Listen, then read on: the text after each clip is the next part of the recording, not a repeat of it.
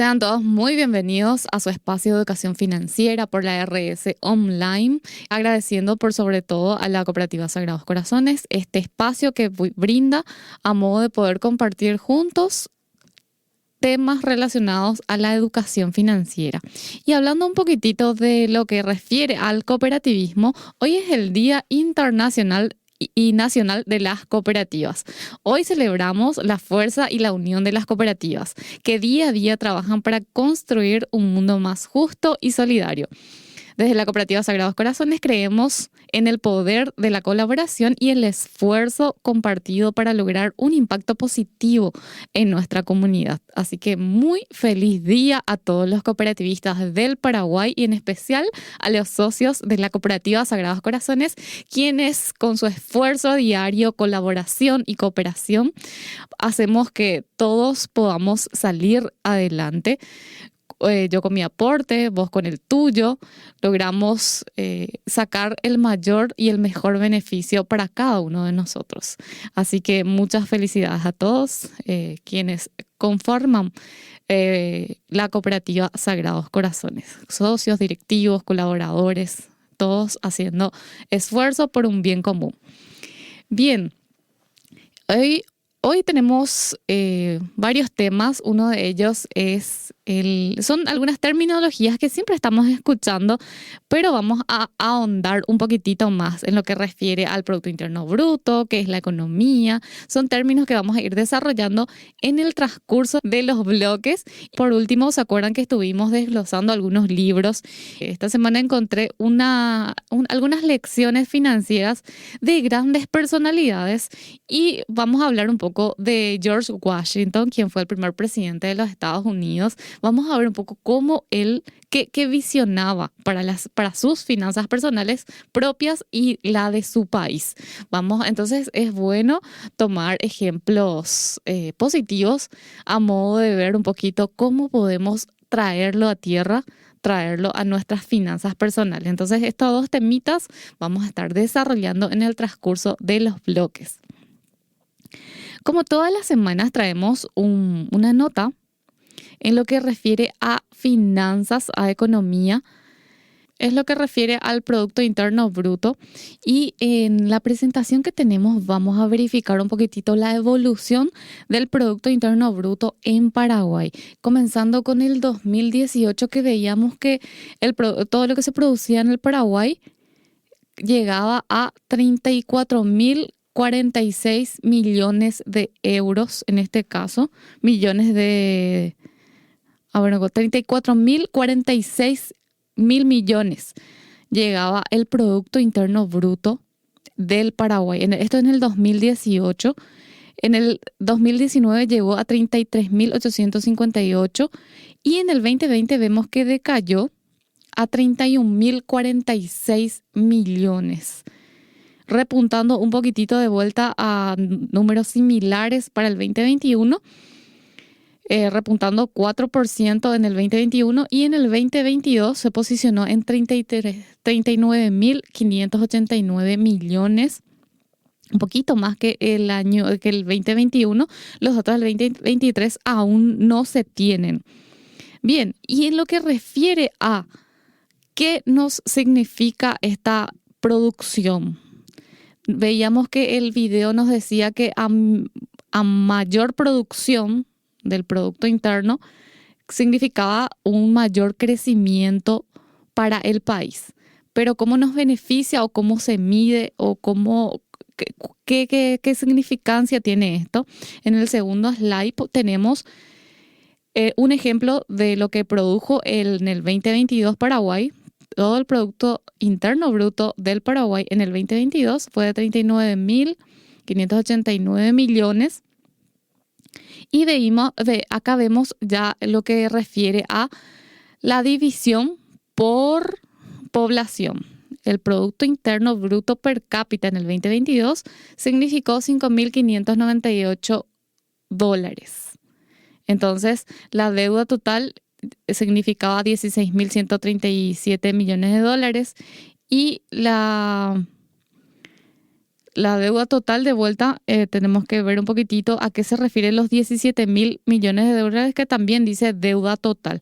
Entonces, yo le preguntaba a un economista a qué se refiere cuando habla de Producto Interno Bruto per cápita y para qué se mide. Entonces, él me refiere que además de medir la salud de la economía del Paraguay, tengo que dar créditos al economista, es el economista Ramón Bordón. Entonces, él me decía que además de medir la salud de la economía, el Producto Interno Bruto también se puede utilizar para comparar en promedio el nivel de vida de las personas de diferentes países. ¿Sí? Es solamente a nivel referencial, porque en Paraguay veíamos que el Producto Interno Bruto per cápita es de 5.500 en el 2022. Pero ¿qué pasa? La economía de Estados Unidos puede ser $80.000 per cápita. ¿Por qué? Porque el nivel de producción que ellos tienen, como ya está mucho más industrializado, puede llegar a ser mucho mayor. Esto es, y en lo que refiere a Producto Interno Bruto per cápita, esto es si todos tenemos el mismo nivel de distribución de ingresos en el país. Pero como esto no es real, tenemos a 400.000 paraguayos ganando el salario mínimo y el resto de la población gana diferentes porcentajes. Entonces, esta distribución no es equitativa, es solamente referencial a nivel macro, a modo de medir un poquitito cuánto está produciendo el país en referencia a la cantidad de población, ¿sí? La producción bruta en relación dividiendo por habitantes a nivel país. Entonces, a modo de que tengan referencia de nuestro país, saben cuánto nosotros estamos produciendo por población. Entonces, debido a que los bienes y servicios se venden por dinero y el dinero ganado en la producción de bienes y servicios es ingreso, el Producto Interno Bruto es la medida del ingreso nacional. Para determinar el impacto del ingreso nacional en las personas individuales, el Producto Interno Bruto se divide por la población del país, como ya mencionábamos. La medida resultante del Producto Interno Bruto por persona se llama comúnmente PIB per cápita. Cuando la medida es controlada por el cambio en los precios, se llama PIB real per cápita. Bueno, entonces aquí tenemos un ejemplo que me parece muy interesante que sacamos de una publicación que dice que, por ejemplo, si consideramos, es el anterior nomás, André, no, seguimos en el PIB, consideramos que dos países, por ejemplo, A y B, con un Producto Interno Bruto real comparable, digamos $200.000, 200.000 millones cada uno, se podría suponer que los ciudadanos de A y B tienen un mismo nivel de vida similar, porque sus países tienen el mismo PIB. Pero, ¿qué pasa si A tiene una población de 200 millones y B tiene una población de 5 millones?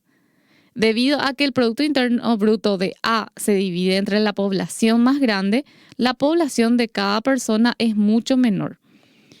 En caso que el PIB per cápita de A sea 1.000 millones, mientras que el de B es 40.000 millones, entonces, si bien su PIB son los mismos, una vez que están divididos por la población, es más fácil ver una diferencia dramática en el nivel de vida de estos. Entonces nos da una referencia, nos dice que Paraguay, por ejemplo, tiene un PIB de 30 y, a ver un poco cuánto era. PIB en 2022 tiene 39.000 millones. Y como somos aproximadamente 8 millones de paraguayos, entonces dividido por todo lo que producimos da $5.598 por habitante. Suponiendo que si fuéramos 20 millones, entonces tendríamos que dividir el PIB, que es 39.000 millones, dividido 20 millones. Imagínense, sería del $0,019 per cápita. Entonces, lo que puede llegar a definir también a un país como pobre es justamente esta ecuación de cuánto produce al año en forma bruta y lo dividimos por su población.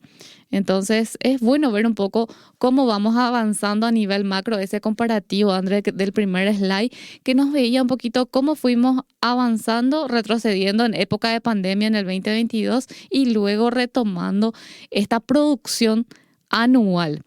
Sigue diciendo la nota que si esto no fuera suficiente, aún hay que tener en cuenta el Producto Interno Bruto per cápita es un promedio. Los ingresos reales de los individuos probablemente varían mucho dependiendo de la distribución de ingresos o renta, como mencionábamos. Hay 400.000 paraguayos ganando, solamente 400.000 paraguayos ganando el salario mínimo y los demás ganan diferentes niveles, ya sea por debajo o por encima del salario mínimo legal vigente. Los cambios del Producto Interno Bruto real per cápita dentro del mismo país pueden usarse para estimar los cambios en el estándar de vida a lo largo del tiempo. Claro, es un estándar que más o menos nos dice este país, su población tiene tal calidad de vida, ya sea buena o mala. Es una referencia. En el aumento, dice que el aumento del Producto Interno Bruto real per cápita en el tiempo se interpreta como un aumento del estándar de vida, un objetivo digno para cualquier sociedad. El Producto Interno Bruto nos ayuda a identificar el crecimiento de una economía y una economía en crecimiento es una economía que produce más y más bienes y servicios para su población. Y en general, más bienes y servicios son mejores, claro. Mientras más se produzca en el país, se supone que más fuentes de trabajo hay para que la población pueda también vivir una vida digna. Los datos del Producto Interno Bruto se encuentran entre los datos económicos más importantes disponibles. Pero medir la producción de una economía grande y dinámica es una tarea muy compleja. El Producto Interno Bruto mide los niveles de producción durante un periodo de tiempo y puede ajustarse a la inflación.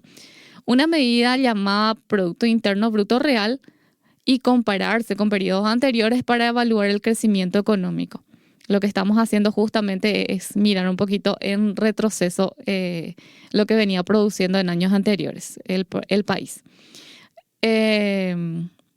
Entonces, podemos concluir que el Producto Interno Bruto, si fuera en igual de condiciones para toda la población, entonces podría medir el crecimiento, si es bueno o malo para toda la población. Pero como sabemos que no es equitativo, igual para todos, no decimos que eso sea bueno o malo, solamente decimos que como no es equitativo, es solamente referencial a nivel macro para saber, para estimar cómo está el país.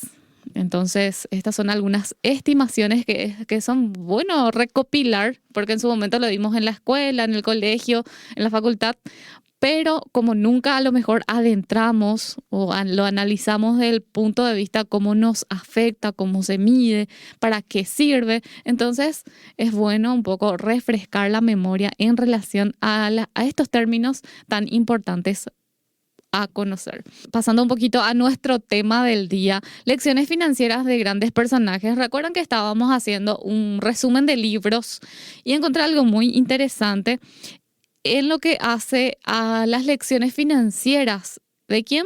Del primer presidente de los Estados Unidos entre 1789 y 1797. El primer presidente de los Estados Unidos ofrece un ejemplo atemporal de gestión del patrimonio, presupuesto, inversiones, deudas y diversificación de ingresos. Nos parecen, hasta ahí vamos bien porque los términos nos parecen muy conocidos, muy tratados en el espacio de educación financiera, así que vamos a desarrollar un poco. Y del primero dice dar prioridad a los objetivos financieros a largo plazo. A ver un poco, George Washington fue visionario en sus decisiones de inversión, sobre todo en tierras, inmuebles y bienes inmuebles, reconociendo el valor intrínseco y el potencial de revalorización de la tierra en una América joven.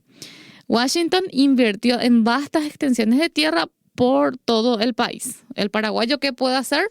Comprar a cuota. Tomando un ejemplo nomás, si vamos a tomar los ejemplos de George Washington, si vamos a ir por el ejemplo de él, bueno, Siempre, Gloria Ayala Person me acuerdo que decía, o un economista, no me acuerdo quién decía que el mejor momento para comprar un inmueble fue hace 20 años atrás. Entonces por eso salen ahora los memes de mi sobrinito perdiendo el tiempo en el kinder en vez de buscar un terreno. Entonces, eso es en definitiva cierto, pero existen todavía, no piensen que es un terreno demasiado lejos, no piensen que todavía está inhabitable, porque lo ideal es al iniciar la vida laboral empezar a pagar por lo menos una cuota de algún inmueble.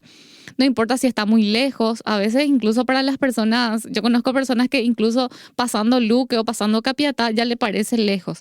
Y eso en definitiva todavía no es lejos. Son ciudades dormitorios hoy, pero más adelante pueden generar, a ver, un poco fuentes de ingreso en la misma ciudad. Entonces, si uno se queda a trabajar dentro de su ciudad, que es siempre lo ideal, sin tener que viajar largas horas para llegar al lugar de trabajo. Entonces, como todo está proliferando, las inversiones inmobiliarias, a ver un poco los barrios están en auge de apertura de caminos, de servicios, entonces nunca es muy lejos para poder invertir en un terreno y como tenemos la seguridad que el día de mañana siempre se va a revalorizar, entonces nunca deja de ser una buena opción de inversión. Por ejemplo, Washington invirtió en el Valle de Ohio, en otras partes de frontera, anticipándose a la expansión hacia el oeste. Estas inversiones eran apuestas a largo plazo para el crecimiento de una nueva nación y reflejan visión de Washington por el futuro próspero. Su planteamiento subraya la importancia de la planificación a largo plazo y la inversión estratégica de activos que aporten valor a lo largo del tiempo. Dice que establecer objetivos financieros a largo plazo es crucial para las inversiones modernas. Para los inversores modernos y las personas que se esfuerzan por lograr la independencia financiera. Establecer objetivos financieros claros y alcanzables proporciona lección y motivación. Claro, es como la lección que siempre damos nosotros en relación a las metas. Las grandes metas están para servir como motivación a modo de seguir con las otras metas. Entonces decimos, ¿por qué estoy en el momento que me siento cansado o cansada? Entonces nos detenemos y pensamos, ¿por qué estoy trabajando? Entonces es como el motorcito que te ayuda a seguir, porque recordemos que esa es la diferencia con las personas que de repente no tienen metas y con las que sí tienen metas. Es como que, bueno, tenemos un motivo muy importante por el cual seguir. Le ayuda a priorizar sus estrategias de gasto, ahorro e inversión. Claro, es como que te dice, bueno, espera un poco, antes de hacer este gasto, antes de hacer, qué sé yo, aceptar una invitación, antes de ver un poquitito algunas acciones que podrían no ir a favor de tu meta grande, entonces siempre te ayuda a repensar para tomar mejores decisiones. Esto sí es que tenemos bien claro nuestra meta. Al igual que Washington debe tratar de comprender el valor subyacente y el potencial de sus inversiones, centrándose en aquellas que ofrezcan el crecimiento sostenible a lo largo del tiempo. Esta es una de las primeras lecciones. Y la segunda lección nos habla de dice presupuestación y seguimiento de los gastos. También es un término bastante conocido para nosotros y vamos a ver cómo lo hacía él. Dice que la diligencia de George Washington en el mantenimiento de registros y la elaboración del presupuesto está bien documentada. Sus detallados libros de contabilidad ejemplifican un enfoque disciplinado de la gestión financiera adelantada a su tiempo. Sus registros eran exhaustivos y en ellos se hacía un seguimiento de los gastos e ingresos de diversas fuentes, incluidas las operaciones agrícolas, las transacciones de tierras y los gastos domésticos. Este nivel de detalle le proporcionaba una clara comprensión de su posicionamiento financiero en cada momento, lo que permitía tomar decisiones con conocimiento de causa y planificar estratégicamente las inversiones y gastos futuros. Entonces dice que la creación del presupuesto y el seguimiento de los gastos son elementos fundamentales de la cultura financiera. La creación en el documento de un presupuesto puede modernizarse con la tecnología y los recursos actuales. El primer paso consiste en clasificar sus finanzas e ingresos. Gastos fijos, por ejemplo, pagos de alquiler o hipoteca, servicios públicos y seguros. Gastos variables como por ejemplo los comestibles, ocio, gastos personales y también, por otro lado, los ahorros y la amortización de la deuda. Las herramientas y aplicaciones diseñadas para la elaboración del presupuesto pueden automatizar gran parte del proceso de seguimiento, proporcionando información en tiempo real sobre sus hábitos financieros. Esto ya para nosotros que tenemos la app de Controlate, por ejemplo, que es una aliada de la cooperativa Sagrados, donde vas registrando todos tus gastos, vas registrando tus ingresos, te hace un recordatorio de qué fechas vencen tus cuotas y también te mide un poquitito cuál es tu nivel de endeudamiento en relación a tus ingresos. Son herramientas válidas a modo de poder un poquito medir a cada paso que damos, tenemos que ir midiendo. Bueno, y luego en la tercera meta que tiene George Washington tenemos la diversificación de fuentes de ingreso. Vamos a ver un poco a qué se refiere la diversificación de fuentes de ingreso, que empezamos a hablarlo justamente en la pandemia, cuando decíamos que ahora la estrategia ya no debe ser tener solamente ahorros y presupuestar, sino que también debemos ir viendo otras fuentes de ingreso, que no justamente es buscar un segundo empleo, sino que buscar estrategias para tener unos ingresos pasivos, ¿sí? Y vamos a ver un poco a qué se refiere.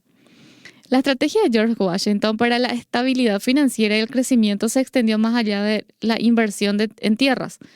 Se involucró activamente en varias actividades económicas para diversificar sus fuentes de ingreso. Las empresas de Washington incluían la agricultura, donde introdujo una innovadora rotación de cultivos y otras prácticas agrícolas, la destilación de whiskies, que se convirtió en una de las destilerías más exitosas de Estados Unidos, e incluso la explotación de un molino de molienda. Estas fuentes de ingresos diversificadas no solo amortiguaron su cartera financiera frente a la volatilidad de una sola industria, sino que también maximizaron la productividad y rentabilidad de su hacienda. La previsión de Washington al diversificar sus actividades económicas subraya el valor de no poner todos los huevos financieros en una misma cesta. Un principio que sigue siendo relevante asimismo. Ahí en la imagen nos muestra que tenemos una torrecita que es una fuente de ingresos y a medida que esa torre se caiga, a lo mejor pueden caer todos nuestros ingresos también, y lo ideal es tener más de una torre de ingresos. Del mismo modo, Washington trató de proteger su riqueza de las incertidumbres de la América colonial y postcolonial a través de empresas variadas. Usted puede protegerse contra la pérdida de empleo, las caídas de la industria y las recesiones económicas cultivando múltiples fuentes de ingresos.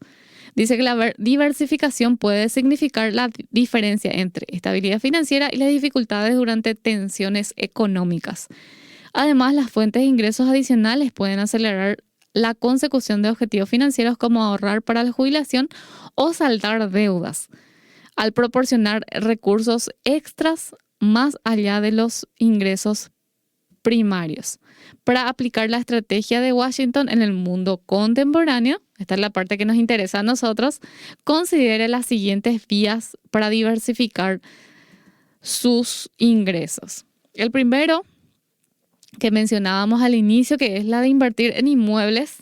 Sí, hay inmuebles de 300.000 guaraníes que podemos ir pagando desde ya. Y lo bueno de estos, de la financiación en Paraguay de los inmuebles, es que es con acceso inmediato. Uno de inmediato puede empezar a construir en él a modo de fijar a lo mejor algún tipo de ingresos alquilando el inmueble. Entonces, eso es lo bueno de aquí de Paraguay. iniciar un negocio paralelo. Utilice sus habilidades y oficios. Esta es una segunda opción para diversificar los ingresos. Utilice sus habilidades o aficiones para crear un negocio paralelo. Esto podrá ir desde escritura freelance o diseño gráfico hasta abrir una tienda online.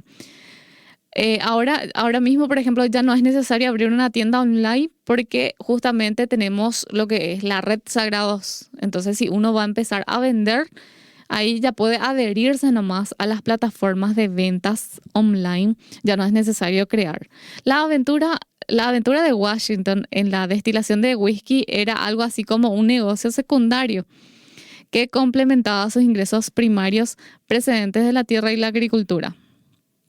La otra opción que tenemos es la de el ahorro a largo plazo o los ahorros programados, que son las inversiones, que son las opciones contemporáneas que nosotros tenemos. Si no tenemos un capital inicial, podemos comenzar con el ahorro programado, que justamente también lo tiene la cooperativa Sagrados, y es bueno conocer que tiene lo que refiere a intereses compuestos. ¿Qué quiere decir? Si yo ahorro 500.000 guaraníes todos los meses, estos intereses de lo que va acumulando mi ahorro programado, 500.000 en el primer mes, 1.000.000 en el segundo mes.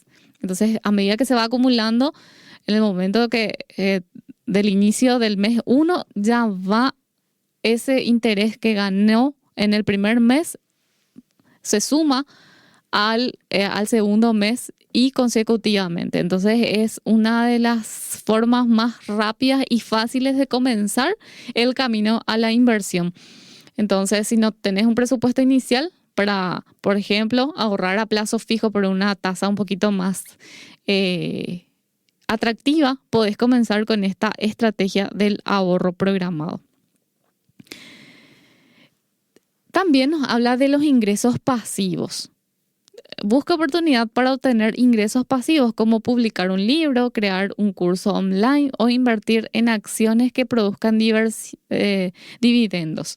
Hoy vemos en los diarios que podés invertir desde 1.000.000 de guaraníes, 10 millones, 20 millones. Entonces, recordemos que toda inversión que requiere información, por sobre todo dónde vamos a invertir, en qué. Y por sobre todo si no es un dinero que no estamos dispuestos a perder.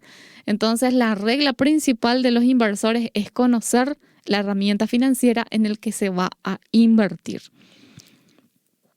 Entonces nos habla de diversas estrategias para ir creando un segundo fuente de ingreso. También dice aprovechar las habilidades para oportunidades freelance.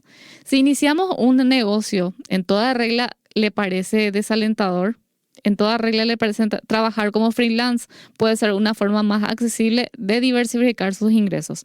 Ofrezca sus servicios profesionales en tiempo parcial a distintos clientes. Entonces vamos a ver un poco, estas fueron algunas de las recomendaciones. Hablábamos haciendo un repaso así, este último punto nos hablaba de la diversificación de ingresos.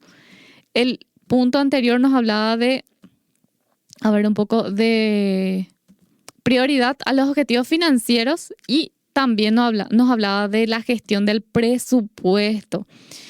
El punto que se me pasó es evitar el exceso de endeudamiento. Washington se esforzaba en gestionar sus obligaciones cuidadosamente, con frecuencia dando prioridad al reembolso de toda la deuda para mantener su reputación y estabilidad financiera. Recordemos que el endeudamiento es justamente una de las opciones para poder invertir, para poder seguir creciendo, para obtener un vehículo, una casa. Entonces no deja de ser un aliado, pero el exceso de estas deudas podrían desestabilizar en algún momento nuestras finanzas. Entonces recordemos, lo saludable es no endeudarse más del 32% de nuestros ingresos. Haz un poco el cálculo, pone tus ingresos netos, ¿sí? No el bruto. El bruto a lo mejor mi liquidación dice 3.300.000, pero yo estoy recibiendo 3 millones en mi cuenta bancaria, en mi cuenta de ahorros, eso nomás. Entonces el neto es el que yo voy a calcular sobre 3 millones. ¿Cuánto es el 32, es el 32%? Entonces ahí vas a tener, vamos a hacer rápidamente, 32%. Si yo gano 3 millones de guaraníes, la sumatoria de mis créditos, préstamo, tarjeta y casas electrodomésticos y otros créditos no deben superar 960.000 guaraníes, ¿sí? Eso es lo recomendable para tu salud financiera en base a múltiples formas, o tenemos la regla del 30-20-50 también, que también recomienda algo similar, que el 30% de tus ingresos no exceda el 32% en lo que refiere a tus ingresos. Así que estas fueron las recomendaciones de George Washington y las conclusiones finales que nos dicen en esta nota, que es de Forbes, Argentina, que nos habla de esto. Entonces, aplicar estas 4 recomendaciones a modo de poder tener unas finanzas sanas y por sobre todo sostenibles, que en el momento que necesitemos, que estemos en una racha negativa, no nos afecte de sobremanera. Así que ya nomás aplicar estas 4 recomendaciones que tenemos. Tenemos algunos comentarios que me gustaría leer. Diego Casuriaga nos dice: el fijar objetivos, ya sea a corto o largo plazo, sería como la base de todo sistema financiero, ya sea de ahorro o inversión. Parece algo sencillo, pero en realidad es algo difícil de fijar, atendiendo que pareciera que queremos todo de una vez, exactamente, la inmediatez, ¿verdad?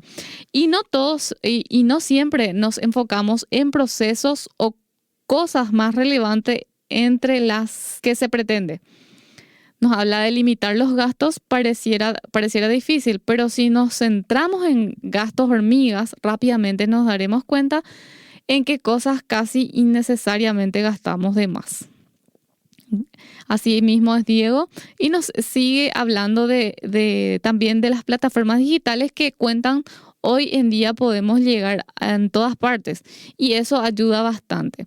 La cooperativa fue un aliado estratégico para los socios para lograr nuevas fuentes de ingresos gracias a los espacios ofrecidos por la cooperativa, como también las capacitaciones técnicas realizadas en materia que fortalecen las capacitaciones propias de los socios, que generan nuevas ideas de mejoras. Claro, gracias Diego Casuriaga por tus comentarios, y es tal cual, este es el ecosistema que brinda la cooperativa Sagrados en cuanto a financiamiento a través de la cooperativa, espacios en la radio para hacer mejor visualización a tu negocio, y por sobre todo los espacios como el vivido el día de ayer en Cooperativa ARA en Expo Innovación, que nuestros emprendedores venían a exponer, a hacer networking a modo de encontrar nuevas formas de hacer negocios.